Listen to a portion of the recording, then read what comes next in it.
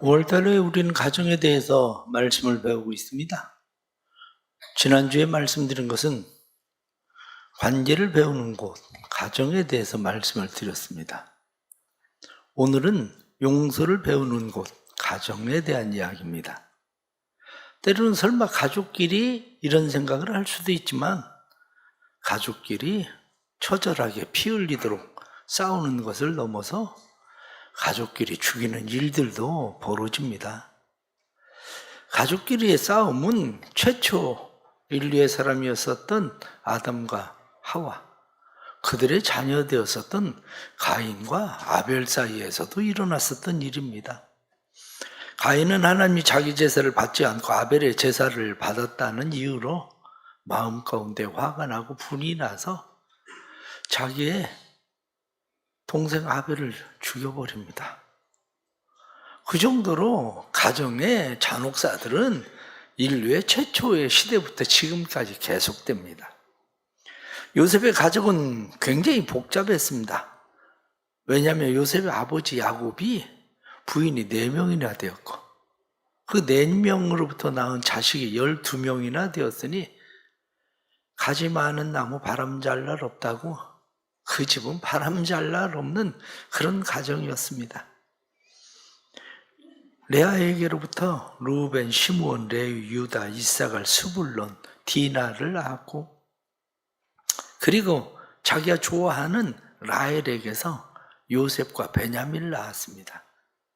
그런데 자기가 좋아하던 라헬을 통해서 낳은 요셉과 베냐민을 편애적으로 사랑을 했습니다. 라헬의 여종이었었던 비라를 통해서 단과 납달리를 낳고 그리고 레아의 여종인 실바를 통해서 갓과 아셀, 이랬으니 이 자녀들이 서로 보이지 않는 싸움들이 얼마나 치열했겠습니까? 배다른 형제들의 이 갈등은 아마 상상을 초월하는 정도였을 겁니다. 왜냐하면 그 중에 대표적인 것이 그들이 요셉을 얼마나 미워했는지, 아버지가 편애하고 있었던 요셉을 보면서 서로 형제들끼리 그렇게 싸우면서도 그때는 또 마음이 하나 돼서 그래 저놈 죽여버리자. 여긴 마음이 다 일치를 했습니다. 그래서 아버지가 사랑하고 아버지의 사랑을 독차지하던 라헬과 그의 아들 요셉에 대해서 그들은 동질감을 가지고 요셉을 죽일 수 있는 기회가 오게 되니까 그들은 함께 마음을 모았습니다. 그런데 그래도 일말의 양심을 가지고 있었던 형제가 있어서 그래도 우리 손엔 피를 붙이지 말자 이렇게 이야기하니까 그래 물 없는 웅덩이에 집어 던져버립니다. 그리고 스스로 위로를 받습니다. 그래도 우리가 죽이지는 않았지 이렇게. 그런데 그때 약대 상인들이 지나가는 모습을 보고 그래 돈이라도 벌자, 그래 팔아버리자. 그래서 요셉을 은 30을 주고 팔아버렸습니다. 애굽으로 팔려간 요셉은 노예 생활을 하게 됩니다. 보디발의 집에서 노예 생활을 하고 그러다가 감옥에 들어가고 우여곡절 끝에 요셉이 그래도 애굽의 총리의 자리까지 올라가게 됩니다. 애굽과 이스라엘에 7년 동안 지근이 들으니까 이스라엘의 형제들이 애굽으로 식량을 구하러 옵니다. 식량을 구하러 왔다가 요셉을 만나게 되고 요셉의 만남을 통해서 모든 가족들이 애굽에 다 올라오게 됩니다. 그래서 그들은 함께 살다가 야곱이 죽게 되었는데 야곱이 죽을 때 나이가 147세입니다. 147세에 죽었는데 이스라엘에서 애굽으로 올라온 지 17년 된 때입니다. 그때가. 요셉을 야곱이 언제 낳았냐면 91살에 낳았습니다. 91살에 요셉을 낳았고 그러니까 요셉이 지금 나이가 얼마냐면 56세입니다. 그리고 이 사람들이 지금 애굽으로 올라와서 17년 되었을 때에 요셉은 애굽에 올라와 가지고 요셉은 이미 많은 세월이 지나서 56세, 그러니까 39년의 세월이 이미 지나버린 40년 가까운 세월이 지나버린 때입니다. 40년 세월이 지났는데 아버지가 죽자 그때서야 겁이 덜컥 났습니다. 혹시 아버지가 죽었으니까 요셉이 우리에게 보복을 하지는 않을까? 이런 마음이 생겼습니다. 그래서 그들은 아버지의 이름을 빌어서 이야기하기를 아버지가 돌아가시면서 명령했다. 형제들이 너에게 잘못한 것이 있어도 용서해 줘라. 이렇게 아버지가 얘기하셨다. 그렇게 이야기를 하고 요셉에게 말합니다. 그 이야기를 들은 요셉은 마음이 아팠습니다. 왜냐하면 나는 이미 형제들을 벌써 용서했는데 형제들은 아직도 그것을 마음에 두고 있구나. 그렇습니다. 30년 세월이 지나고 40년 세월이 지나도 마음 가운데 지은 죄가 사라진 것 같은데 잠깐 덮여 있다가 어떤 두려움이 찾아오면 그 죄가 드러나기 시작합니다. 아무 일도 없이 지나가는 듯이 지나가다가 문제가 생길 때에 마음을 짓누르고 있었던 죄가 드러나기 시작하죠. 그런데 이러한 일들은 가해자만 일어나는 건 아닙니다. 피해자의 마음 가운데도 30년, 40년이 지났으면 잊어버렸겠지 생각하는데 시집 올 때 시어머니한테 당한 일이 시어머니가 돌아가셨는데도 안 잊어버려요. 왜냐? 마음 가운데 피해자나 가해자나 모두 마음 가운데 그런 마음들이 오래 머물게 되고 있습니다. 그래서 때로는 시간이 오래 갔다고 이제 뭐 다 지나간 일인데 꼭 그렇게 생각할 일은 아닙니다. 가해자는 그것을 잊어버렸을지 몰라도 피해자는 다릅니다. 기억나면 용서를 구해야 됩니다.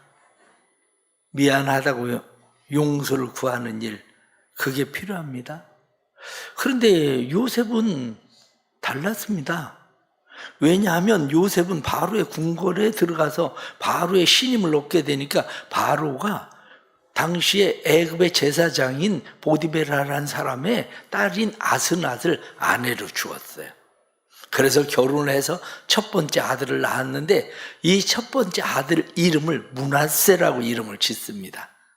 므낫세라는 이름은 망각, 잊어버리게 하셨다. 그래서 그것을 창세기 41장 51절 말씀에는 하나님이 내 모든 고난과 아버지의 온 집의 일을 잊게 하셨다. 그렇게 되어 있습니다. 그 얘기는 무슨 얘기냐면 이미 요셉은 그때에 자기 형제들이 자기에게 행한 모든 죄에 대해서 다 잊어버렸어요. 그 얘기는 그거 다 용서했다. 그 얘기예요. 용서를 해버렸습니다. 그러나 형제들은 아직도 마음 가운데 요셉을 팔아버린 그 죄가 마음 가운데 여전히 있었던 거죠. 때로는 용서에는 시간이 필요합니다. 용서에 시간이 필요한 것은 죄의 괴로움을 당하고 피해자가 되었을 때 그들을 용서하는 일이 시간이 필요한 이유는 나는 그 사람을 용서했다고 생각합니다. 그런데 불현듯 불쑥불쑥 떠오르는 일이 생깁니다. 그 사람 때문에 내가 보증을 한번 잘못 썼는데 20년 동안 내가 지금도 빚을 갖고 있거든요. 꼭 내가 그렇다는 얘기가 아니요. 응? 그러면 나는 마음가짐 벌써 20년 전 일인데 그리고 용서했다고 생각하는데 그 사람들이 잘 먹고 잘 사는 걸 보면 갑자기 밑에서부터 뭐가 막 쑥 올라오기 시작합니다. 그러면 마음 가운데 난 아직도 덜 됐나? 난 아직도 용서를 못하는구나. 그러면서 마음 가운데 교회를 나오는 것이 편한 게 아니라 오히려 마음이 힘들고 어려워지는 사람들도 있습니다. 그러나 기억하십시오. 시간이 필요합니다. 때로는 용서에도 시간이 필요하다는 사실도 기억하십시오. 요셉이 40년 가까이 돼서야 애굽에 온 지 17년이 돼서야 그때서야 자기에게 와가지고 잘못했다고 용서를 구하는 형제들, 그 형제들을 보면서 마음이 얼마나 아픈지 난 벌써 용서했는데, 그리고 요셉의 마음은 웁니다. 그런데 모든 사람이 그렇지는 않습니다. 때로는 어떤 사람은 와서 용서를 구하는 게 아니라 내가 뭘 그렇게 잘못했는데? 뻔뻔스러운 사람도 있습니다. 그것뿐만 아니라 우리가 너 팔았으니까 네가 여기 와서 총리가 됐지. 다 우리 덕인 줄 알아? 이렇게 얘기하는 사람은 왜 없겠습니까? 그런 사람도 있지. 그러니 신앙생활하면서 참 어려운 게 어디까지 용서해야 되나 싶은 생각이 왜 안 들겠습니까? 한 사건이 있었습니다. 데이트 폭력으로 자기를 만나주지 않는다는 그러한 이유로 여자친구를 아파트 앞에서 기다리고 있다가 살해를 했습니다. 그래서 재판을 받게 되었죠. 재판을 받는데 여자아이의 부모가 신앙생활을 했습니다. 여자아이의 부모가 신앙생활을 하니까 기도하면서 마음 가운데 우리가 용서해야 되겠다. 그런 마음이 들어서 그에게 가서 이야기를 했습니다. 우린 너를 용서하겠다. 그러면서 네가 교도소에 가서도 예수를 잘 믿으면 좋겠다. 그리고 성경책을 선물로 줬어요. 용서를 해주겠다는 이야기를 듣고 나서 여자아이의 부모에게 그가 이야기를 합니다. 그러면 나 탄원서 써줘라. 재판장한테 내 형이 좀 깎여지도록 나 탄원서 써줘라. 그 부모가 이야기하기를 그것은 네가 받아야 될 몫이다. 우리는 너를 용서한다. 그랬더니 화를 내고 용서했다면서 탄원서를 안 써준다고. 도대체 그런 얘기를 들으면 여러분들은 어디까지 용서해야 되는 겁니까?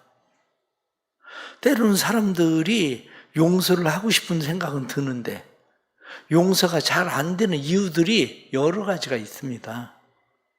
그런데 용서가 안 되는 이유들 중에 하나는 가해자가 나한테 용서해달라고 말하지도 않는데 내가 먼저 용서해야 되나?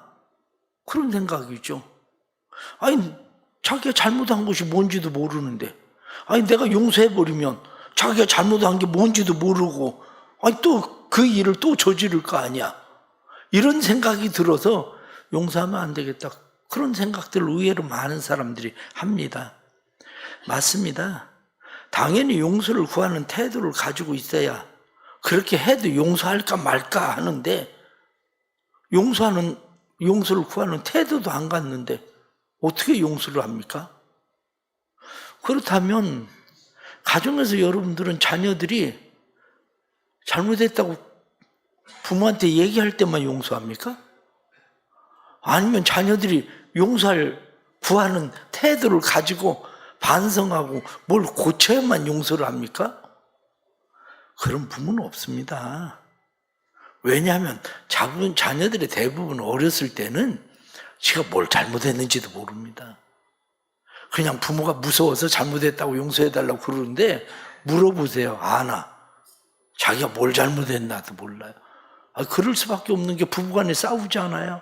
부부간에 싸우면 남자들이 꼭 하는 얘기가 있어요. 미안해. 내가 잘못했어. 그럽니다. 그 아내가 물어봐요. 그 뭘 잘못했는데 말해봐. 몰라요. 그냥 어른도 자기가 뭘 잘못했는지 모르고 그냥 잘못했어 용서해줘. 그러는데 애들이 뭘 잘못했다고 그거를 애들이 이해하고 용서를 합니까? 구합니까? 어떤 조건이 충족돼야 용서하지는 않습니다. 가정이라고 하는 것은 조건이 충족돼서 용서하는 것이 아니라 그냥 용서하는 것이 가정입니다. 용서는 그래서 가정에서 배우는 겁니다. 가정에서 용서를 배우는 사람들은 무슨 잘못에 대해서 대가를 꼭 집을 받아야 용서하는 게 아니고 그냥 용서하고 때로는 대가를 집을 받도록 하고 그게 바로 가정인 거예요. 자녀들이 벌을 받고 나서야 용서하는 것이 아니라 자녀들을 용서하고 벌을 주고 제재를 가하고 그게 가정인 겁니다. 그런데 사실은 우리는 지금까지 가정에서 그렇게 배웠잖아요. 그런데 우리는 그렇게 배웠다고 생각을 안 합니다.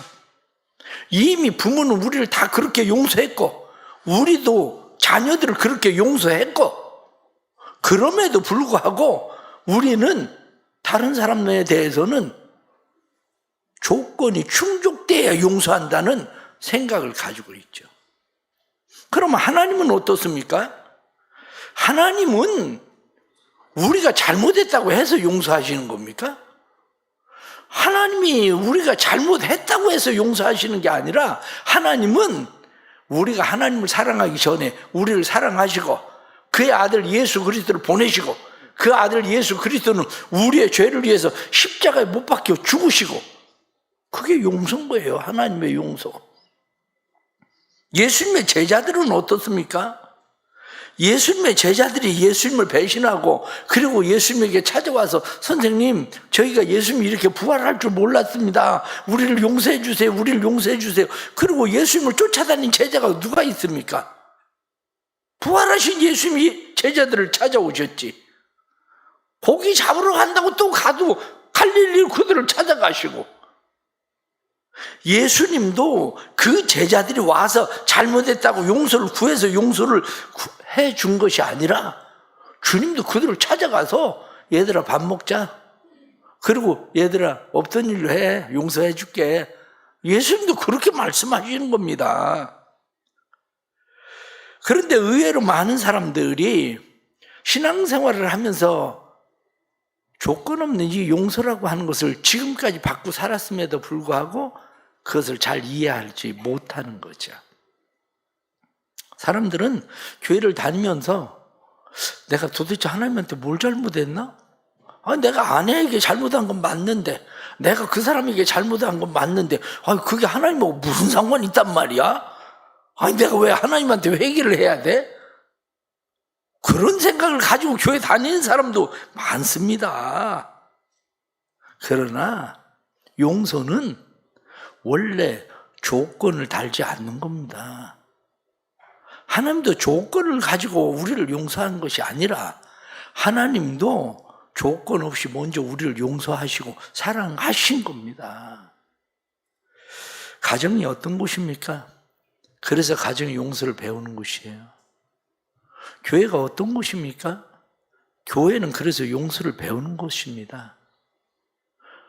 가정은 용서를 훈련하는 곳이고 교회는 용서를 훈련하는 곳입니다. 사실 세상에서 어디서 깨닫지도 못하고 뻔뻔한데 그 사람들을 어떻게 용서합니까? 가정이고 교회니까 그게 가능해지는 거지. 가정, 교회에서 그것이 훈련돼야 세상에서 그게 가능해지는 거지. 가정과 교회에서 그게 훈련되지 않으면 용서라는 것이 가능하지 않습니다. 그러기에 우리는 용서라는 것은 조건을 갖춰야 용서를 하는 게 아니라 조건 없이 용서하는 겁니다. 사람들은 종종 자기의 잘못을 깨달아야 용서할 것처럼 생각합니다. 그런데 그것은 내가 그 사람을 고치겠다는 태도입니다. 사람은 가르쳐서 고쳐지지 않습니다. 사람은 가르쳐서 고쳐지는 게 아니라 사람은 품어야 고쳐집니다. 사람은 사랑해야 고쳐지는 거지 가르쳐서 고쳐지는 게 아닙니다. 원래 가정과 교회는 고치겠다고 달려드는 게 아니고 가정과 교회는 그냥 사랑으로 품는 곳입니다. 그래서 용서를 배우는 것이 가정과 교회일 겁니다. 사람들은 요셉이 므낫세 용서를 구하지도 않았는데 잊어버렸어요. 용서했어요. 그런데 사람들은 이미 내가 그 상황을 벗어났음에도 불구하고 끝까지 용서하지 않는 사람도 많습니다. 그러나 요셉과 같이 가정은 이미 잊어버림, 망각, 그게 바로 용서입니다. 사람들이 왜 용서하기 어려울까? 내가 용서해주면 그 사람이 나를 무시하고 나한테 또 상처를 줄 것 같은 두려움입니다. 그 사람이 나에게 상처를 주는 그 상처가 두려워서 용서하지 못합니다. 상처받은 사람으로서는 또 상처를 받는 일들이 겁이 나고 두려울 수밖에 없습니다. 그러나 가정이 어떻습니까? 부모들 치고 자녀한테 상처 안 받는 부모 있습니까? 그런데 부모가 자녀한테 내가 너한테 상처받을까 봐 난 널 절대 용서 이제 못해. 그런 부모는 세상에 어디 있습니까? 한 사람도 없습니다. 여러분들 자녀들 키우면서 자녀들 때문에 무슨 영화를 볼 거라고 생각하고 자녀들을 사랑하고 용서합니까? 요즘 그런 부모가 어디 있습니까? 그런 부모라면 요즘 사람들은 정신병자 취급합니다. 무슨 얘기냐? 이미 자녀들에게 많이 상처를 받아. 상처 또 받을 줄 알아. 그럼에도 불구하고 아유 어떻게 저런 자식이 나한테서 나왔나 싶은 생각도 있어도 그래도 용서하는 겁니다. 한 분은 집사님 한 분이 팔에 기부스를 하고 교회로 왔습니다. 무슨 일인가 하고 물어봤더니 넘어져서 다쳤대요. 그런데 알고 보니까 넘어져서 다친 게 아니라 그 아들이 방위병인데 이 방위병을 하던 그 아들이 엄마가 돈을 안 준다고 자기 엄마 옷을 불태우고 엄마 팔을 부러뜨린 거예요. 아니 애들도 아니고 실수로 그런 것도 아니고 얼마나 화가 나는지. 그 엄마가 아버지 없이 그 애를 키운 건데 화가 단단히 나서 이놈의 자식 혼쭐을 내줘야 되겠다고. 그래서 그 엄마한테 경찰서에 신고해야 된다고. 존속상해가 얼마나 무서운 건지 따끔한 맛을 보여줘야 된다고. 안 그러면 다음에 또 그럴 거라고. 그러니까 신고해야 된다고. 제가 집사님한테 얘기를 했습니다. 신고했겠어요? 안 했겠어요? 답은 뻔하네. 안 해. 그런데 그 아들이 이번만 그런 것 같으면 제가 그런 얘기도 안 하죠. 지난번에도 자기 엄마를 때렸거든. 그런데 그런 짓을 또 해? 그런데도 안 합니다. 그런데도 왜? 자식이니까. 그게 가정이에요. 그게. 가정에서 자식에게 상처받을까 봐 용서하지 않는 부모는 없습니다. 하나님도 우리가 화장실 갈 때하고 나올 때 다른 것처럼 하나님도 그거 다를 줄 하나님이 모르시겠습니까? 너무 잘 알지. 그럼에도 불구하고 용서하셔. 예수님이 제자들 3년 동안 데리고 다니면서 속 썩은 얘기 성경에 기록을 안 해놔서 그렇지 얼마나 속을 썩었겠습니까? 그것을 단적으로 나타나는 게 예수님께서 겟세마네 동산에 올라가서 제자들에게 이야기하기를 내가 고민하고 번민해서 죽게 생겼다. 그러니까 나하고 잠깐 동안만 깨워서 기도해 줘라. 그리고 잠깐 기도하고 와보니까 다 자빠져 자는 거 아니야. 응? 아니 그것도 한 번도 아니고 막 3번씩이나. 참 예수님이 그것만 몰랐겠습니까? 조금 있다가 자기를 다 팔고 도망갈 것도, 그리고 예수님께서 자기를 버리고 다 도망갈 거, 부인할 것을 예수님이 몰랐겠습니까? 알았어도 그것 때문에 상처를 받아도 예수님은 그들을 사랑하시고 예수님은 그들을 품으신 겁니다. 그게 바로 가정이라는 게 그런 겁니다. 가정이라고 하는 것은 우리의 자녀들 때문에 내가 상처받아서 용서 못하겠다, 그게 아니고 상처받을 줄 뻔히 알면서도 용서하는 겁니다. 교회도 그렇습니다. 교회도 그 사람 때문에 상처받을 줄 알면서도 그래도 또 용서하는 겁니다. 그 용서라고 하는 것이 그 사람에게 어떤 아무 일도 없게 하겠다 그런 뜻만은 아닙니다. 그런 뜻이 아니라 그래도 내가 너를 포기하지는 않아. 내가 너를 버리지는 않아. 그 얘기입니다. 사람들이 왜 용서하기 어렵습니까? 잘못을 행했으면 행한 만큼 벌을 받아야지. 행한 만큼 벌을 받는다고 생각이 안 들어서 그렇습니다. 그런데 그것은 자기가 공의의 심판자가 되겠다는 거예요. 공의를 말하는 게 아니라 내가 공의의 심판자가 되겠다, 그 얘기예요. 그러면 우리는 내가 잘못했을 때에 공의의 심판자가 잘못할 때마다 나를 팬다고 생각을 해보세요. 하나님이 내가 잘못할 때마다 나를 패면 그럼 우리가 하나님 곁에 붙어 있겠습니까? 안 붙어 있죠. 집에서 아주 부모들이 그냥 애들 어렸을 때부터 그냥 엄하게 잘 가르쳐야 된다. 그리고 아이들에게 엄하게 한 가정 치고 그 애들이 커서 부모 곁에 있는 애들이 누가 있어요? 없어요. 좀 크면 다 떠날 만한 나이 되면 떠나서 집에 오지도 않지. 왜 그렇습니까? 공의 심판자가 되니까 그런 거예요. 품지 않고 공의 심판자가 되다가 보니까 그들은 심판자 앞에 더 이상 서고 싶지를 않은 겁니다.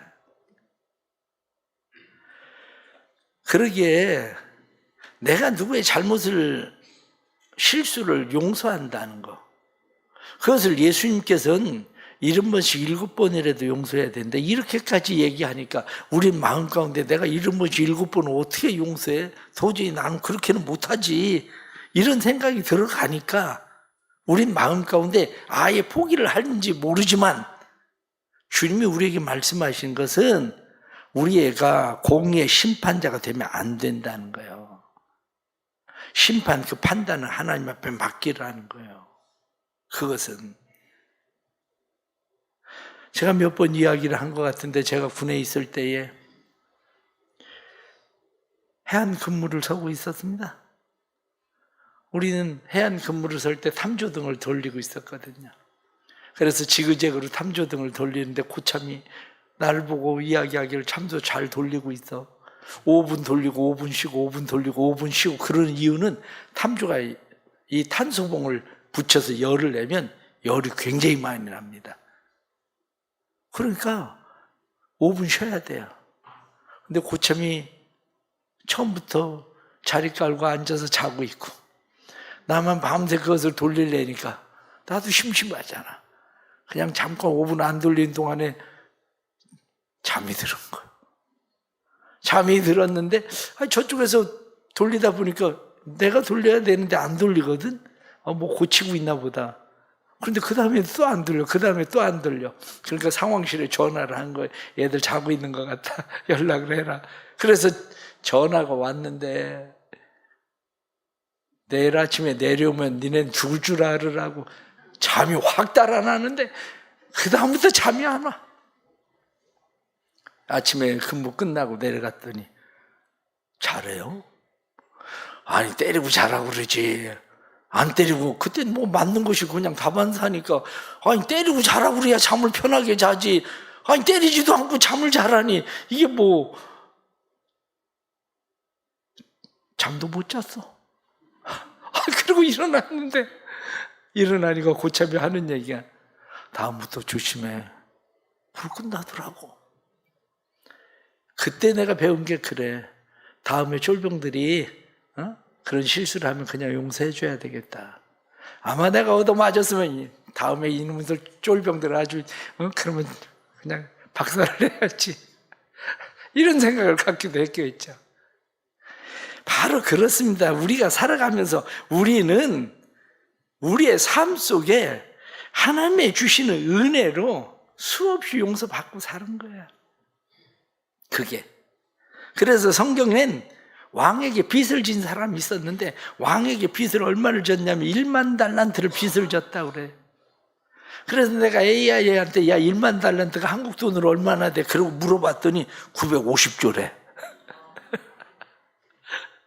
950조 그러면 950조가 도대체 얼마나 되지? 우리나라 국가 예산이 1년 예산이 600조에서 700조예요. 우리나라 국가 예산보다도 많은 돈을 빚을 줬다는 거예요. 그런데 왕이 없던 일로 하라고 용서를 해주셨다는 거예요. 왕이. 그런데 가다가 자기 친구를 만났는데 자기 친구가 자기한테 500데나리온 빚을 줬어요. 500데나리온은 1,500만 원이요. 30만 원씩 그냥 품삯을 계산하면.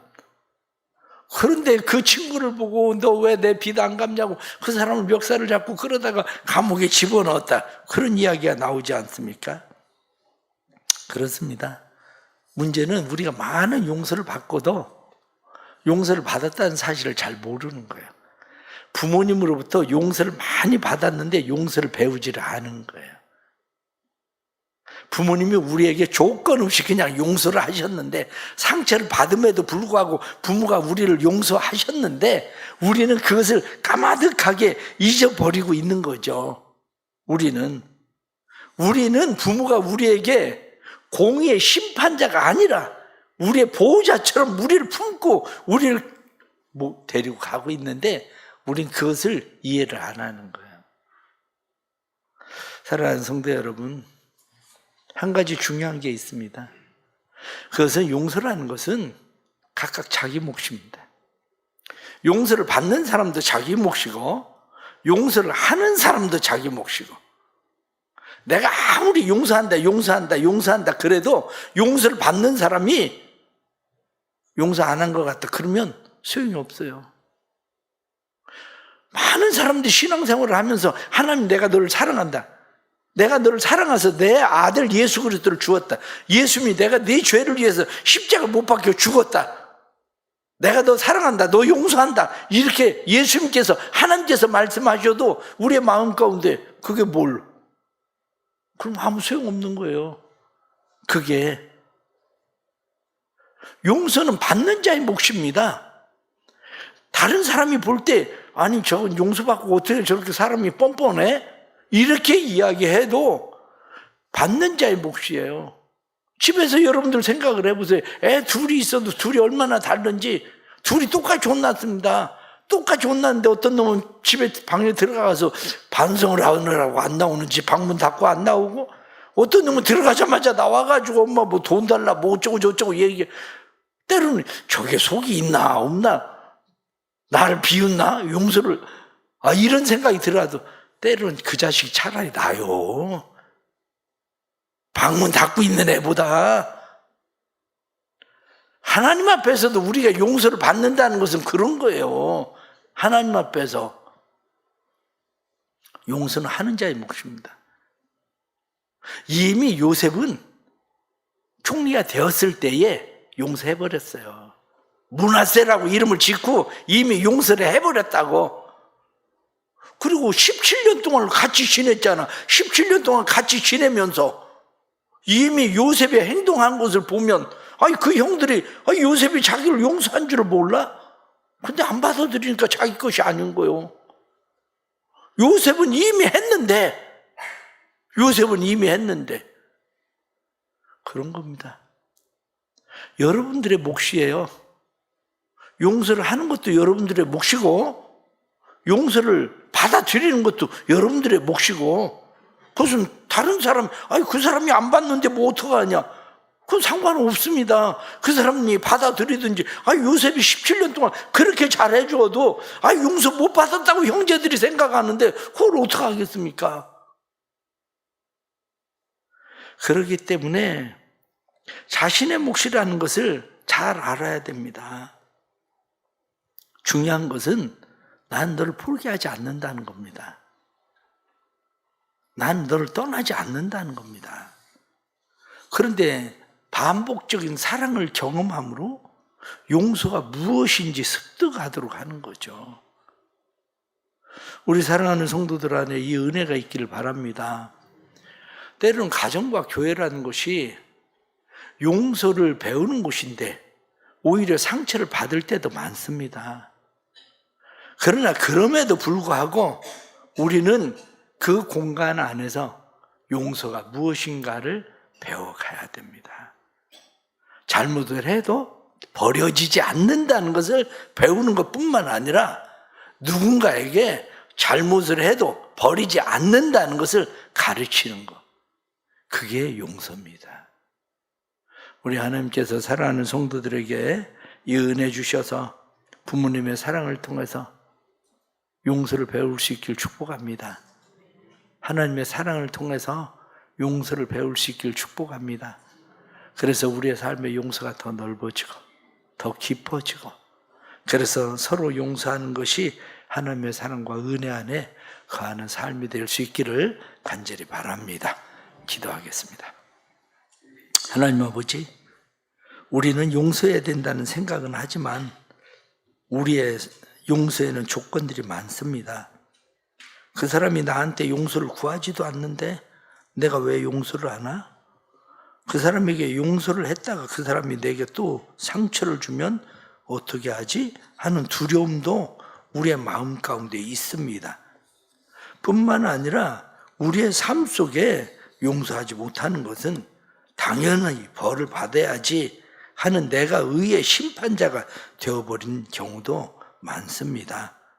그러나 하나님 앞에 저희들이 사랑 입은 자 된 것처럼, 용서 입은 자 된 것처럼 저희들도 가정과 교회를 통해서 용서를 배우게 해주시고, 용서를 배울 뿐만 아니라 용서할 수 있는 자들이 되도록 도와주옵소서. 그래서 우리의 가정이 건강한 가정 되어 우리의 자녀들이 건강한 믿음의 자녀 되고, 교회가 건강한 교회 되어 건강한 성도들이 될 수 있도록 은혜 베풀어 주셔서 이 교회 안에, 가정 안에 용서와 사랑이 넘치도록 은혜 베풀어 주옵소서. 예수님의 이름 받들어 기도드리옵나이다. 아멘.